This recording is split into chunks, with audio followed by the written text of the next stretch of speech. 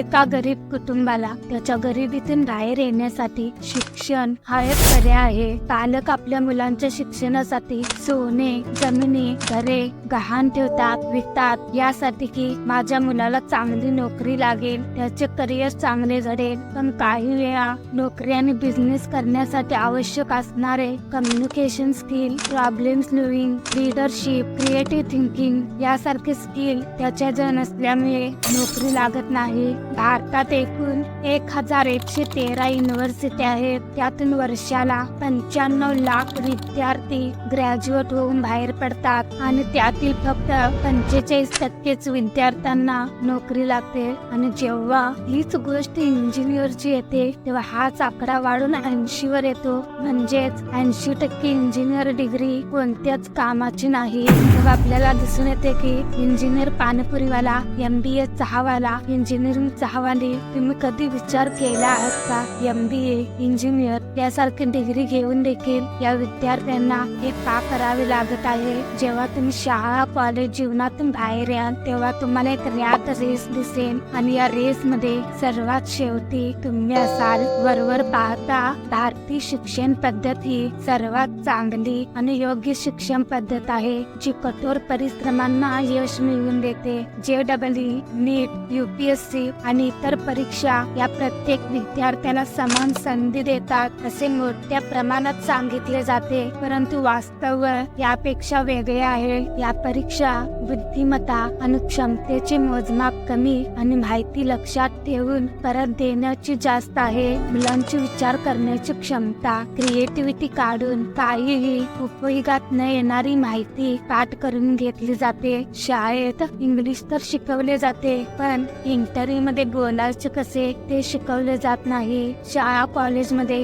80% अशी गोष्ट शिकवली जाते जी आपले जीवन जगताना उपयोगीच येत नाही. असं नाही का वाटत की आपण काहीतरी उच्च आदर्श करण्याच्या नावाखाली नोकर वर्ग तयार करत आहोत? आपण अशी पिढी तयार करत आहोत जी गणिताची समीकरण काही मिनिटात सोडवू शकते पण साधा बल्ब बदलताना अडकळते.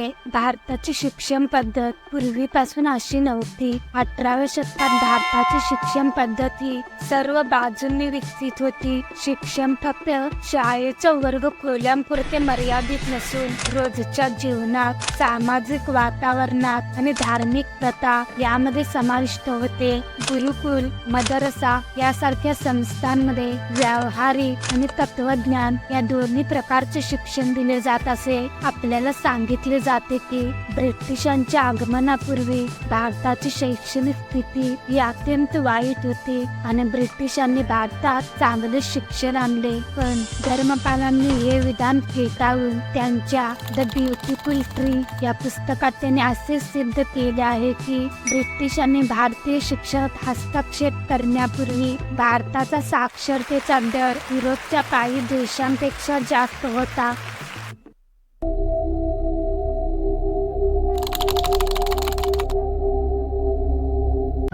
ब्रिटिश ईस्ट इंडिया कंपनी भारतावर राज्य करीत होती. त्यावेळी भारतीयांना कशा प्रकारचे शिक्षण द्यायचं यावर वादविवाद सुरू होते. या वादविवादामध्ये ओरिएंटलिस्ट्स म्हणजे भारतीय शिक्षण आणि ॲग्लिसिस्ट्स म्हणजे ब्रिटिश शिक्षण असे दोन गट पडले. ओरिएंटलिस्ट्स या गटाचे असे म्हणणे होते की भारतात हजारो वर्षाचे प्राचीन आणि सर्वांगीण ज्ञान आहे. भारताला इंग्रजी शिक्षणाची आवश्यकता नाही. ॲग्लिसिस्ट्स या गटाचे असे म्हणणे होते की आम्हाला असा भारतीयांचा वर्ग तयार करायचा आहे जो प्रशासकीय कामात मदत करेल. आम्हाला ब्राऊन इंग्लिशमेन भारतीयांचा वर्ग तयार करायचा आहे. बंगालचे पहिले गव्हर्नर जनरल वॉरन हेस्टिंग्ज हे या वादातलं प्रमुख पात्र होते.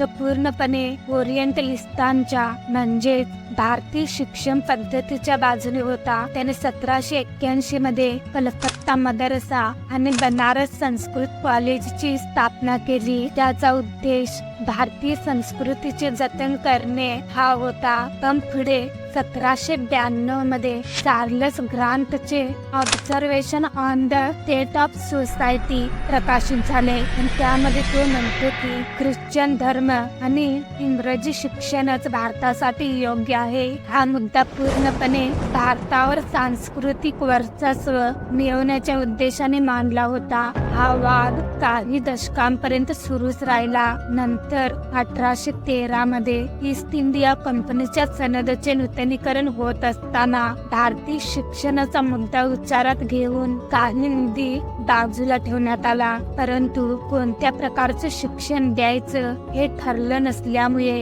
हा मुद्दा अयशस्वी ठरला. एवढ्या सगळ्या रामायणानंतर शेवटी 1835 मध्ये थॉमस बॅबिंग्टन मॅकॉलेने त्याचे प्रसिद्ध मिनिट ऑन इंडियन एज्युकेशन प्रकाशित केले आणि त्यामध्ये तो स्पष्टपणे म्हणतो की भारतीय भाषा निरर्थक आहे आणि उच्च शिक्षणासाठी इंग्रजी शिक्षणच योग्य आहे. त्यावेळच्या गव्हर्नर जनरलने मॅकॉलेच्या निर्णयाचे समर्थन करून भारतात इंग्रजी शिक्षणाचा मुद्दा पास केला आणि भारतात इंग्रजी शिक्षण आणले आणि भारतीय शिक्षणात रोजचे आयुष्य जगण्यासाठी उपयुक्त असलेले फिलॉसॉफी, वेद, नैतिक मूल्य, व्यवहारिक ज्ञान काढून टाकण्यात आले आणि एज्युकेशन सिस्टीम अशा प्रकारे डिझाईन केली गेली की जी ब्रिटिश प्रशासनाच्या गरजांसाठी उपयुक्त होईल आणि त्यांच्या हाताखाली काम करणारा नोकर वर्ग तयार होईल. अभ्यासक्रम ब्रिटिश प्रशासनाच्या गरजेनुसार तयार करण्यात आला. त्यामध्ये ब्रिटिश संस्कृतीला आणि राजकीय वर्चस्वाला बळकट करणारे विषय समाविष्ट करण्यात आले. ब्रिटिश शिक्षण पद्धत मुख्यतः त्यांच्या हाताखाली काम करणारा नोकर वर्ग तयार करण्यासाठी केला होता, नवविचारक तयार करण्यासाठी नाही. या सिस्टीम मध्ये पाठांतराला जास्त महत्त्व दिले तर तर्कशक्ती आणि समस्या सोडवण्याच्या कौशल्यांना कमी महत्त्व दिले गेले. त्यामुळे ब्रिटिशांना हवा तसा कामगार वर्ग तयार झाला. 200 वर्षापूर्वी ब्रिटिशांनी घेतलेला हा निर्णय अजूनही लाखो भारतीय विद्यार्थ्यांवर परिणाम करत आहे. भारताला स्वातंत्र्य मिळून इतके वर्ष झाले तरी देखील आपण याच सिस्टीम मध्ये राहत आहोत. गेल्या 100 वर्षात जग खूप वेगाने बदलले आहे. स्वयंचलित गाड्या, मोठमोठ्या आजारांवर औषधे, संवाद साधण्याच्या पद्धती, तंत्रज्ञानाच्या मदतीने आपण जगातील कोणतीही माहिती एका क्षणात मिळवू शकतो. आपल्या आसपास असणाऱ्या जवळजवळ सर्व गोष्टी बदलल्या आहेत. फक्त एक गोष्ट सोडून जे आपले भविष्य आणि स्वप्ने घडवते ती म्हणजे शिक्षण. आपल्या भविष्याचा पाया ठरणारी ही शिक्षण व्यवस्था 100 वर्षापूर्वी जशी होती तशीच आहे.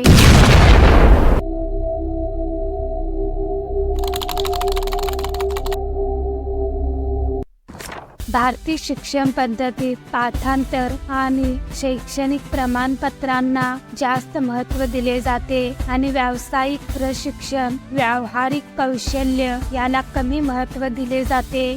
शाळा कॉलेजमध्ये निम्म्यापेक्षा जास्त अशी गोष्ट शिकवली जाते जी आपल्याला उपयोगीच येत नाही. कमीत कमी अशी गोष्ट शिकवाना चेक कसे भरावे, बँक खाते कसे उघडावे, पैसे कसे मिळवावे, कर्जापासून दूर कसे राहावे, क्रेडिट कार्ड घ्यावे की नाही, इन्व्हेस्ट कोठे करावे, कोठे करू नये, या सर्व गोष्टी शिकवाना ज्या वास्तव मध्ये कामाला येतात. फालतूच्या गोष्टी कशाला शिकवत आहात? भगवद्गीता का शिकवली जात नाही ज्यामध्ये श्रीकृष्णाने अर्जुनाला खूप साऱ्या गोष्टीचे ज्ञान दिले होते?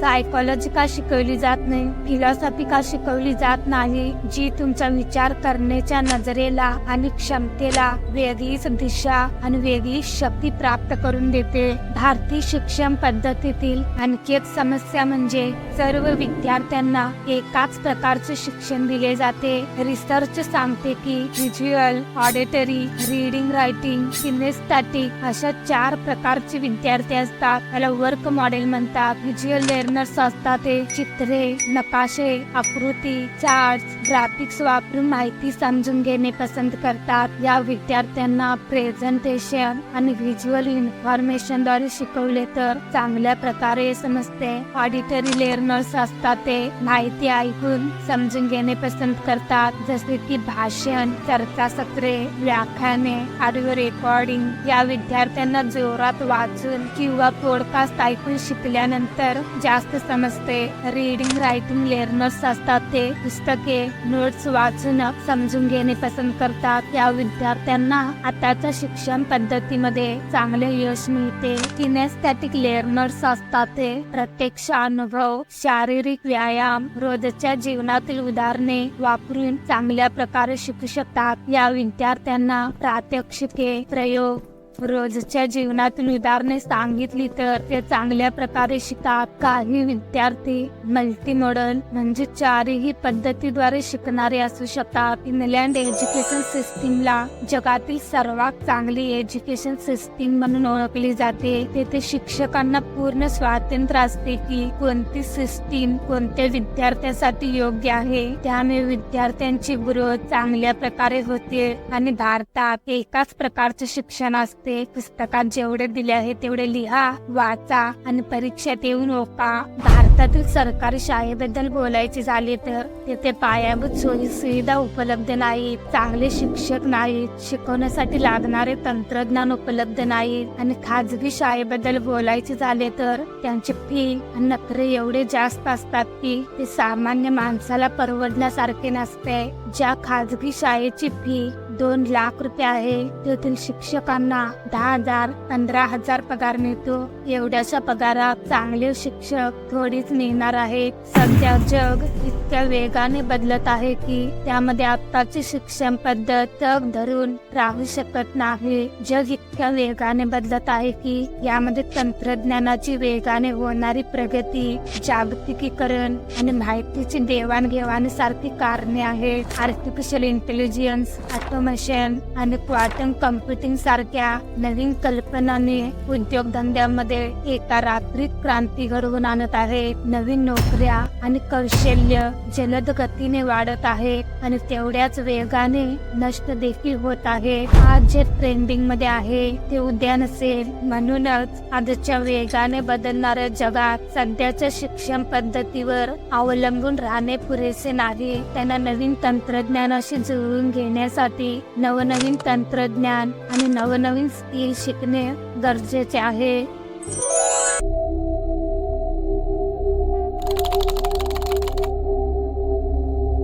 तुम्ही म्हणशीला सरकारने सुधारणा घडवून आणली पाहिजे, शाळा कॉलेज सुधारली पाहिजे, पण ते नाही सुधारणार. त्यांना जेथून पैसा मिळतो तेच करणार. ते सुधारायचं आहे ते आपल्याला, पालकांना आणि मुलांना. तुमच्या समोर 2 ऑप्शन आहेत. रियालिटी न स्वीकारून आहे त्या ट्रॅप मध्ये फसून राहणे, नाहीतर आपला रस्ता आपण स्वतः निवडणे. तुम्हाला हे ठरवायचं आहे की आपण काय केल्यावर आपले आयुष्य आपण हवं तसं जगू शकतो. आता जग खूप बदलले आहे. एखाद्या शाळा कॉलेज बाहेर केलेला 3 महिन्याचा कोर्स शाळा कॉलेज 3 वर्षात शिकवू शकले नाही. त्याच्यापेक्षा जास्त शिकवतात. तुम्ही जर पालक असाल तर मुलांची शाळा निवडताना अशी शाळा निवडा जी मुलांचा कलागुणांचा विकास करेल. नाहीतर तुम्ही होम स्कूलिंगचा देखील विचार करू शकता. मुलांच्या मार्कशीटला महत्त्व न देता त्यांचा सर्वांगीण विकास, व्यावहारिक ज्ञान, सामाजिक कौशल्य यावर जास्त लक्ष द्या. तुम्हाला जर या ट्रॅप मधून बाहेर यायचे असेल तर या 5 स्टेप फॉलो करा. स्टेप नंबर 1, तुम्हाला काय आवडते याचा शोध घ्या आणि या वेगाने बदलणाऱ्या जगात काय टिकेल याचा शोध घेऊन तुमचे ध्येय निश्चित करा. स्टेप नंबर 2, तुम्ही जे क्षेत्र निवडले आहे त्याचा ऑनलाईन किंवा ऑफलाईन कोर्स करा आणि त्याबरोबरच communication skill, leadership, good listener यासारखे सॉफ्ट स्किल शिका. स्टेप नंबर 3, तुम्ही निवडलेल्या क्षेत्रातील स्किल शिकल्यानंतर ते YouTube, फेसबुक, इंस्टाग्राम यावर पोस्ट करा आणि तेथे मिळालेल्या फीडबॅक नुसार तुम्ही तुमच्या कामात सुधारणा करा. स्टेप नंबर 4, आर्थिक नियोजन करा. टिप नंबर 5, तुम्ही शिकलेले कौशल्य जगासमोर आणा. टिप्स फॉलो करताना तुम्हाला अनेक अडचणींना सामोरे जावे लागेल. तुम्ही 10 वर्ष मेहनत अशी नोकरी मिळवण्यासाठी करू शकता जे तुम्हाला अजिबात पसंत नाही, तर तुम्ही 5 वर्ष मेहनत आपली स्वप्ने पूर्ण करण्यासाठी नक्कीच करू शकता. थँक्यू सो मच हा व्हिडिओ पूर्ण पाहण्यासाठी. हा व्हिडिओ आवडला असेल तर लाईक करा आणि कमेंटमध्ये सांगा की तुम्हाला भारतीय एज्युकेशन सिस्टीम बद्दल काय वाटते.